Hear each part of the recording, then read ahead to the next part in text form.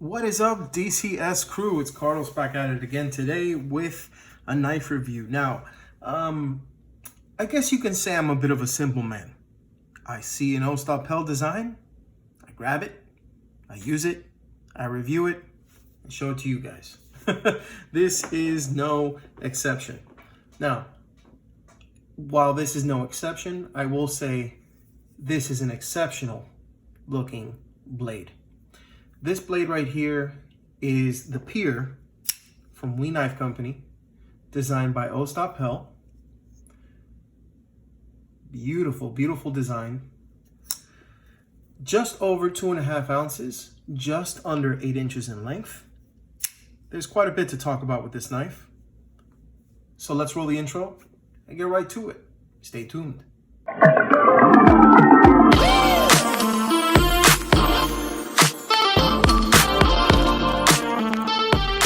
Alright guys, thanks for tuning in and welcome back. Let me go ahead and get this out of the way for you and talk about this guy right here, which is the Pier from We Knives.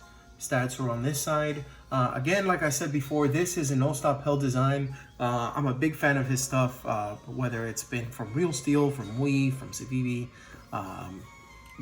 Best Tech, you name it.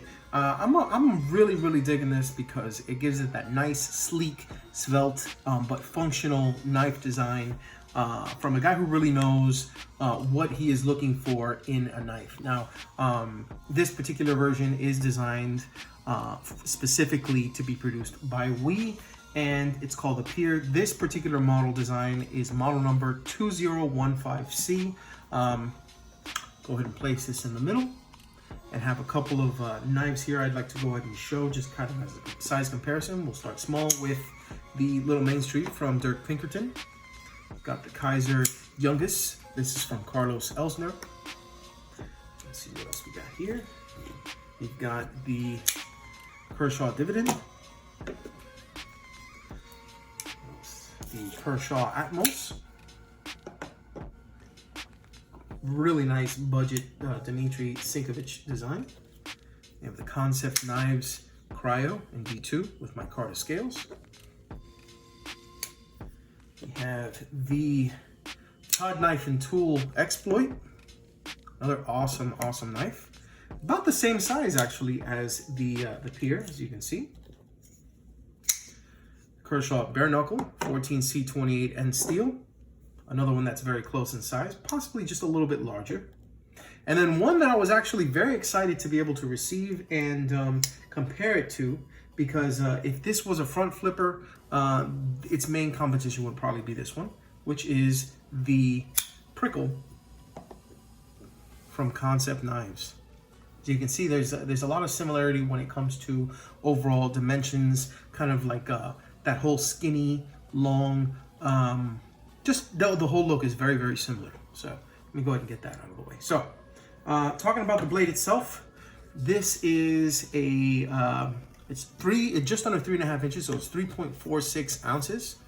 Excuse me, 3.46 inches, and it is a stonewashed, but it's kind of like a gray stonewashed finish. So what they've done is they've darkened it a little bit, and then they've stonewashed it, so it kind of gives it that almost an acid etch, like a light acid etch stonewash.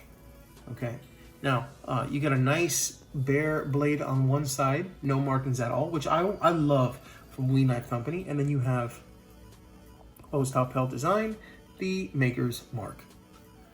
This is 20 CV steel.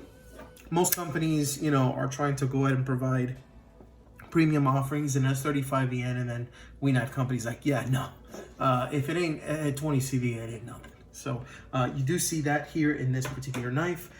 It has a titanium scale on both sides, actually. It's titanium, and it has a titanium pocket clip, but it also has a shredded carbon fiber overlay on both sides. It has these three kind of notches into the titanium on this side to help ease a little bit of the lock bar, which, by the way, easily accessible, very easy to flick using the ball bearing pivot. And you can go ahead and actually, now that I see it, That's actually pretty cool. Okay. You have one screw on this side, you have one screw on this side, and that should pretty much go ahead and dismantle the knife itself, because I'm assuming because of the fact that this has no screw on this side, that you should be, this is probably just one long screw that feeds in here, and you should be able to go ahead and take it off, take this off, and be good to go. And you can swap the scale from, excuse me, the pocket clip from left side to right hand. The reason being is because one thing that they've done is not only aesthetic, but it's something that is, you know, functional as well. As you can see here on the top by the pivot, it has kind of like a U cutout in here. It has it on the bottom as well. And it has it under this on this side, as well as where the screw is to be able to go ahead and remove the pivot. That allows you to be able to go ahead and switch this to the other side, and probably switch this, there we go, switch this to the other side as well. Now, the flipper, it is a small, minimal style flipper, and the only knife that I think that this kind of reminds me of is the Chronic from Civivi, from their budget line. In this sense, it's kind of like a budget version of this, I guess. It doesn't have the titanium, it doesn't have the carbon fiber, but it's just very similar as far as just overall design aesthetics and flippability. But I will say that the detent on this one is tuned a little bit better, and it just feels a lot better in the hand. The Chronic, I will say, after using it for a while and flicking it and kind of fidgeting with it a little bit, because it just feels like that kind of a knife, it really starts to mess with your finger and kind of fatigue it a little bit. This one definitely does not. And this is, I mean, this was beautiful, silky smooth action right out of the box. And, you know, at the end of the day, you got cage ceramic ball bearings inside. You know, this is a frame lock, or I guess you can call it a subframe lock. Well, no, it's a frame lock because it's under this. And it works fantastic. And because of the fact that they have the titanium, but they have this carbon fiber slab over it, no matter how much pressure you put on the lock side, you're always going to get a nice smooth action out of it. Now, one other thing I did want to add is the blade shape. You have a nice, let me see if I can go ahead and show that here. If you look closely, you have the sharpened portion of the blade here, and then on the other side, it kind of looks like a faux double edge, kind of like a dagger style, but it is not sharpened. You can run your finger across it, you're not gonna have a problem, and it's good to go. It's kind of like the Johnston Lundquist design that he has. It's very similar to that, but this one, you can clearly see that it's more, that this edge is a lot more refined than this side.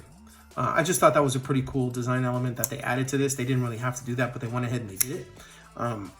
It's gonna make this a very nice slicey blade. The stock on this is actually very, very nice. The thickness, the blade thickness on this is 0.12 inches, I believe, behind the edge. And guys, for being a thin knife like this, it is thick enough to where it doesn't feel cumbersome in the hand. It doesn't feel like you're kind of desperate to be able to go ahead and get some purchase. This is just under ½ inch, so this is 0.47 inches of thickness in the hand, so you're gonna feel it, especially with this pocket clip here. It's unobtrusive, but it actually fills your hand in just the right place to be able to get a nice grip on it. And speaking of which, one con that I can say for this, for somebody that's looking at this kind of a knife, is while it does have the right jimping for the flipper tab, I think it's worked great.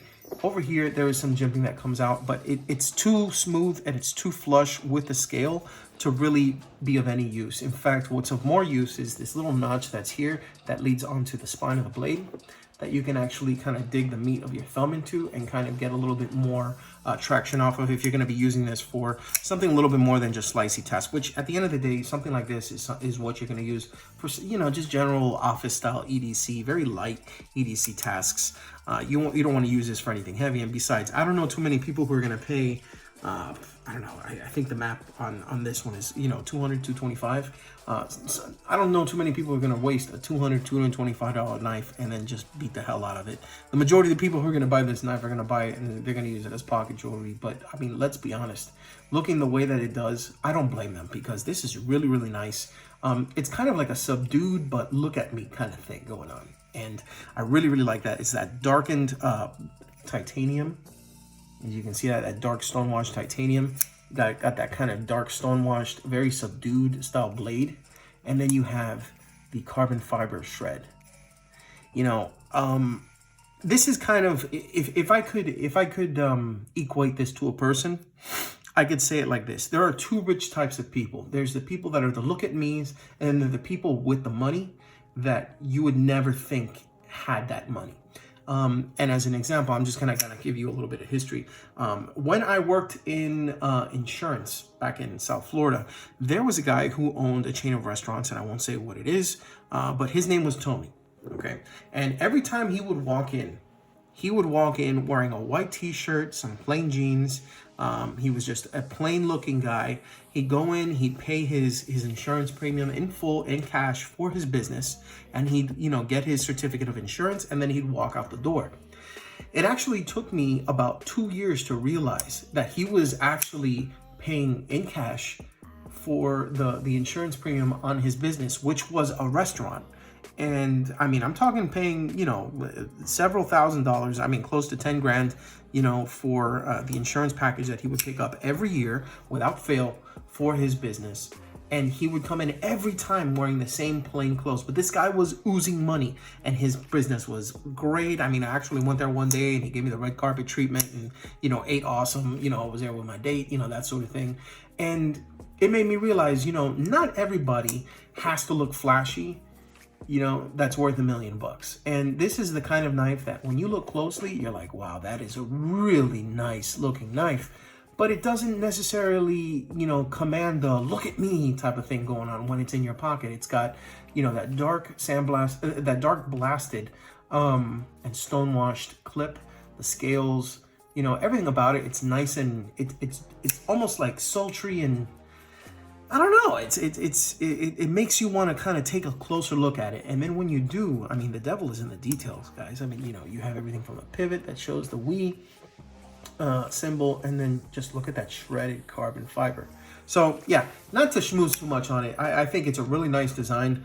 I think that if you're looking for an upper class type of you know, work like an office EDC style, or you're looking for something that you can slip into your khakis or your, you know, your dress pants, I think that this is a really, really nice design. If you're going out on a date night, you want to have something that looks nice, maybe use it as a steak knife. This is a definite design for that. Lighter EDC, great design as well.